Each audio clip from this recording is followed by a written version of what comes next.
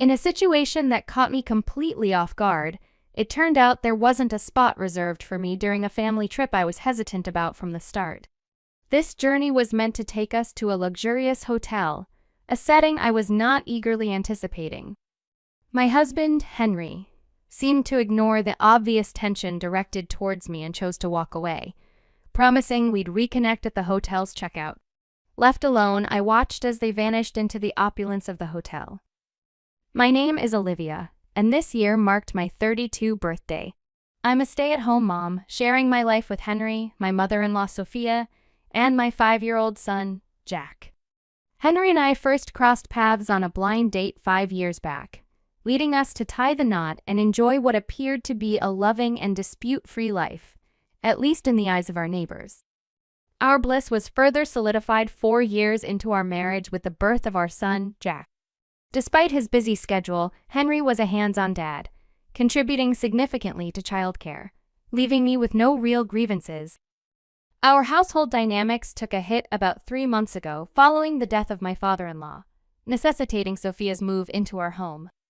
It had been ages since I last saw her, with our only encounters being at our wedding and a visit to announce our engagement. Unfortunately, my initial impressions of Sophia were far from favorable, in stark contrast to the warmth and kindness shown by my father-in-law. Sophia's skepticism about my suitability as Henry's wife was palpable, questioning his choice in me and predicting a future filled with challenges. Despite Henry's efforts to win her over, her disapproving gaze lingered. Eventually, she conceded, influenced by her husband and Henry, though her upfront criticisms in my presence were hard to forget and remain a point of contention to this day. Feeling a bit anxious about how things would pan out, I decided to adopt a positive attitude and do my best to get along with Sophia once she moved in with us. When she arrived, along with her things, I jumped in to help with the unpacking. Sophia was surprisingly sweet with Jack, who had just turned 5, showering him with attention while Henry and I sorted through her belongings. I took charge of organizing the smaller items while Henry handled the heavier lifting.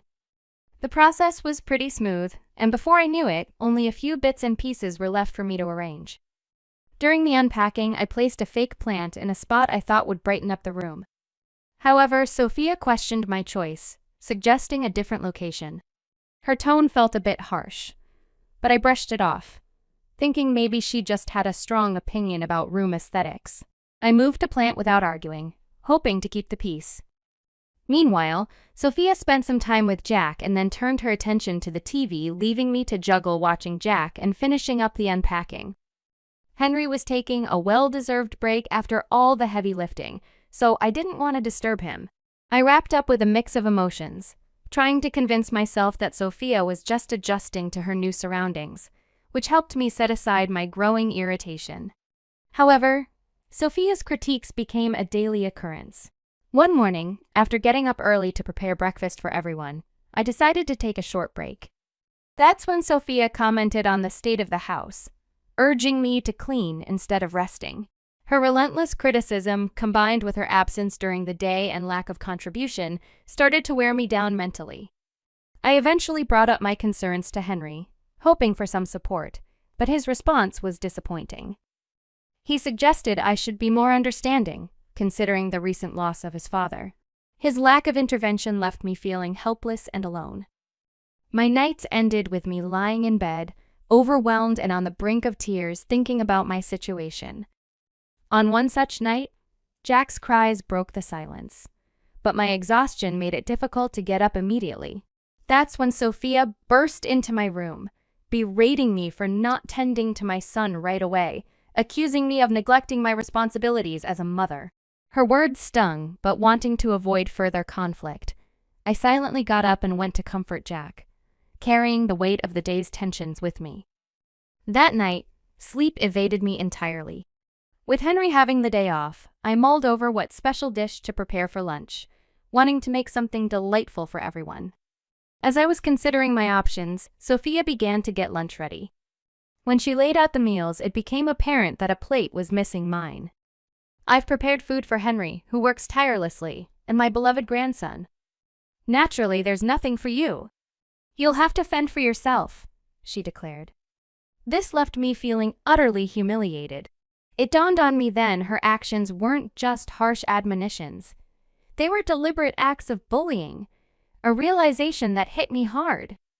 I had always tried to see Sophia's behavior as tough love, thinking maybe she was pushing me to be a better partner for Henry. Without this perspective, I felt like I would crumble under the pressure. Unable to retort and feeling increasingly isolated, I poured my heart out to a childhood friend after dropping Jack off at daycare. "This is outright bullying. How are you managing to cope?" she asked, concern lacing her voice. Sharing the ordeal with her, I found myself breaking down, unable to hold back tears any longer. My friend's support was unwavering. "You're stronger than you realize, and you'll get through this. Let's think of a plan," she encouraged, giving me a glimmer of hope. Though our conversation was brief, it lifted a weight off my shoulders. Following her advice, I decided to discreetly record the daily goings-on at home. I picked up an affordable recorder on my way back from picking up Jack and set it up in a hidden spot at home. Amidst my cleaning spree, I stumbled upon a piece of paper that had slipped out of one of Sophia's drawers. It was a personal loan agreement with a staggering sum of $20,000. Shocked but realizing its potential significance, I pocketed the document. Later that evening, with Sophia back and Henry returning just in time for dinner, we sat down to the usual setting Sophia's complaints. Out of the blue, she mentioned a discount coupon for a luxurious spa hotel she had received from a friend, clearly hinting she wanted to use it. Henry was instantly supportive of the idea, and even Jack seemed thrilled at the prospect. This unexpected turn of events seemed to offer a brief respite from the tension at home, sparking a mix of emotions within me. Truthfully, I wasn't excited at the thought of joining them on the trip, anticipating nothing but discomfort for myself. Yet, surprisingly, Sophia extended an invitation my way, acknowledging my hard work around the house with an offer to tag along. Her unexpected gesture left me stunned, considering her usual behavior towards me. For a moment, I dared to hope her intentions were genuine, not spiteful. That night, I found myself restless, weighing the pros and cons of accepting the invitation. Henry approached me with a plea, expressing his desire for me to accompany them. He explained his dilemma. He couldn't rely on his mother to watch Jack, and managing our son alone on the trip would be too challenging. My frustration with how he had overlooked his mother's treatment towards me bubbled to the surface. "You've never stood up for me against your mother's unfair treatment. Why should I agree to this?" I retorted, leaving Henry at a loss for words. However, he was persistent, leading me to lay down my terms if I were to consider joining them. In a moment of revelation, I showed him the personal loan agreement I had discovered in Sophia's room, revealing her $30,000 debt. Henry was visibly shocked, unable to fathom his mother's financial burden. He proposed that we assist in settling the debt, a request that put me in a difficult position. Given Sophia's behavior towards me, I was initially reluctant to offer any help. Yet, Henry's earnest plea led me to propose my own conditions for any assistance and my participation in the trip. My demands were clear. Henry needed to intervene whenever Sophia mistreated or overly criticized me. Additionally, I insisted on establishing clear rules for Sophia's behavior to be written and displayed throughout the house. If she failed to adhere to these terms, we would have no choice but to ask her to leave. Henry agreed to my terms, and we decided to implement these changes after our return from the trip. To ensure the rules would be in place upon our return, I arranged for my friend to post them around the house in our absence. We agreed to maintain a facade of normalcy until the trip concluded, after which we would confront the situation head-on. With this plan in place, I reluctantly agreed to join the trip, informing Sophia of my decision the following day. Deciding to join them on the trip, I reminded myself to stay patient just a bit longer. On the departure day, as Henry was gathering everyone's luggage, Sophia immediately showed her true colors. "Let Olivia handle the bags," she demanded, a clear attempt to belittle me right from the start. Henry gave me a look of apology, but to avoid any conflict, I complied, albeit reluctantly. The bags were heavier than I expected, and managing them while also looking after Jack was no small feat. I silently worried about my dwindling energy reserves, fearing I wouldn't have any left to enjoy our luxurious hotel destination. The journey to the hotel involved a scenic Amtrak ride followed by a drive through mountainous terrain. The hotel itself was a sight to behold, with its stunning exterior and interior exuding luxury. Jack's excitement was palpable as he darted around exploring, while Sophia seemed to appreciate the decor before heading to the front desk for our check-in. As I was about to make my way to our room, Sophia's next words hit me like a ton of bricks. "Were you planning to stay with us?" "I only booked for the 5 of us." Confusion washed over me as I tried to process what she was saying.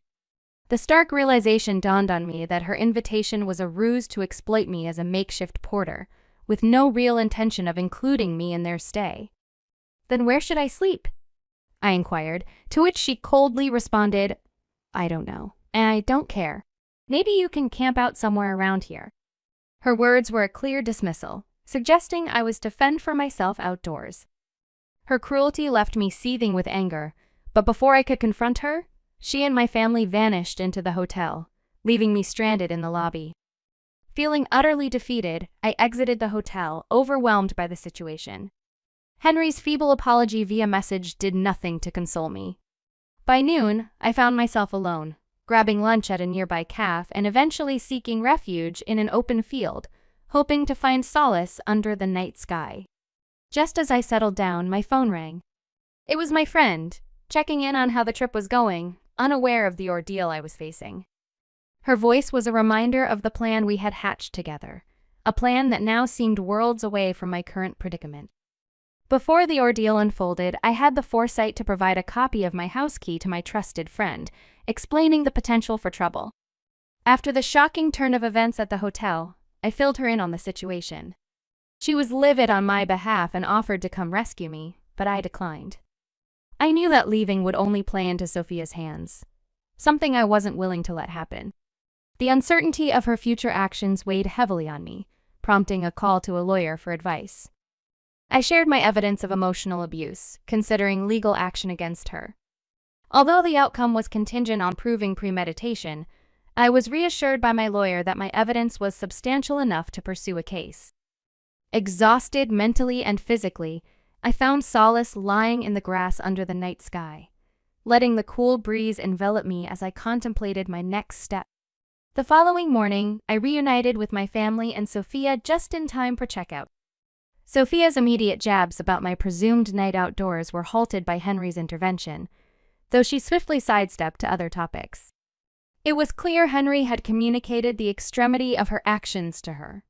Upon our return home, Sophia's outrage was palpable as she encountered the posted rules around the house. Her anger quickly shifted to shock as Henry presented the loan agreement, her complexion turning from red to pale as her secret was laid bare. Under pressure, she confessed to squandering her late husband's life insurance and accumulating debt thereafter. Henry and I stood firm on the consequences we had discussed. Facing eviction and legal action, Sophia listened to the recorded proof of her behavior, her defiance turning to desperation. She pleaded for mercy, promising to adhere to the new house rules and change her ways. Her earnest apology and willingness to reform took me by surprise. It was a moment of vindication, seeing her so humbled and eager to make amends. Reluctantly, I agreed to give her a chance, under the condition that she truly abide by the rules and curtail her aggressive behavior. Her gratitude was palpable, and for the first time, I felt a glimmer of hope for a more peaceful coexistence. Just when I thought we had turned a corner, my legs gave way, and I collapsed to the floor.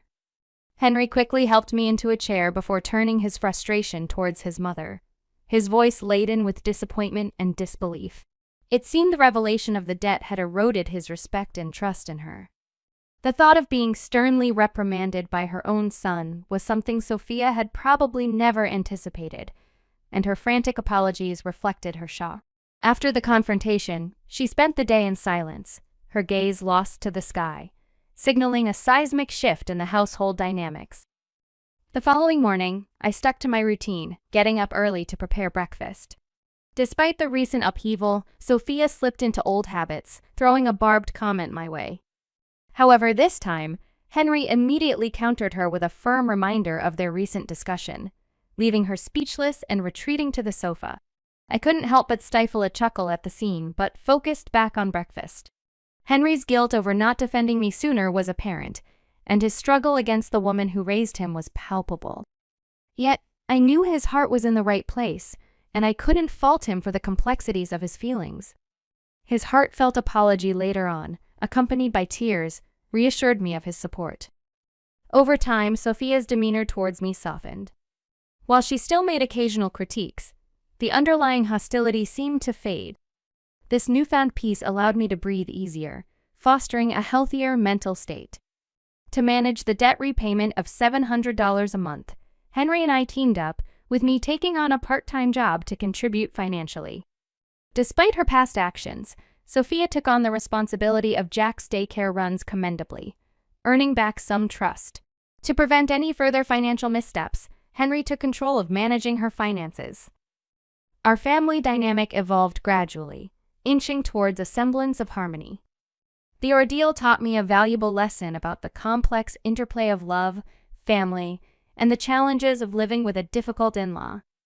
I had once considered separation as an escape from the harsh criticism and unbearable treatment, but the discovery of the IOU became a catalyst for change, offering a chance to mend fences and strengthen our family unit.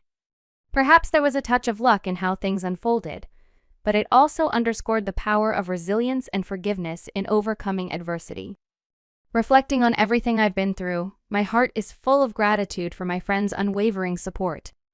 Her listening ear and encouraging words were a beacon of light in my darkest times.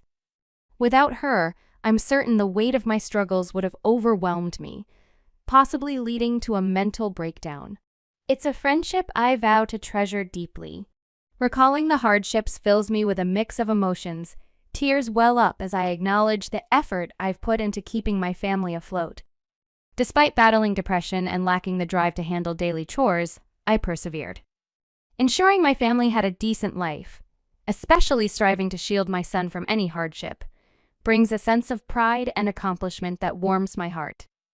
Forgiving Sophia may be beyond my capacity, but she remains my mother-in-law, and I've chosen to treat her with kindness. Time has a way of softening the sharpest edges of our conflicts. Since those challenging days, years have passed. My son has blossomed, eagerly stepping into his preschool years. We're on the cusp of paying off the debts and are exploring the possibility of moving to a new home, marking a fresh start for our family. Sophia has gradually begun to assist me, easing the once tense atmosphere in our home. My bond with Henry has grown stronger, enriched by our experiences and mutual understanding. We're even contemplating the joy of welcoming another child into our lives. Our family stands on solid ground now, a testament to resilience, love, and the quiet strength that comes from facing life's trials head-on. I'm committed to continuing my efforts, nurturing this stability, and fostering a loving environment for my family.